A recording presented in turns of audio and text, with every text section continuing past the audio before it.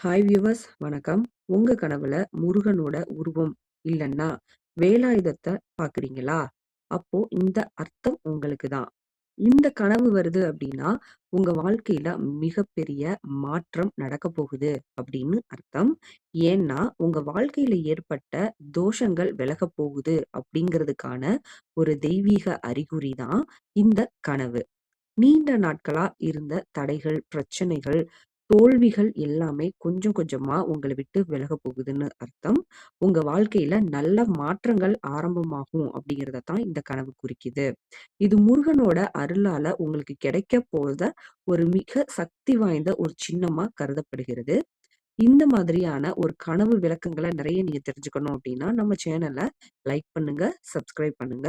உங்களுக்கு வந்த கனவுகள எங்களோட கமெண்ட்ல ஷேர் பண்ணுங்க.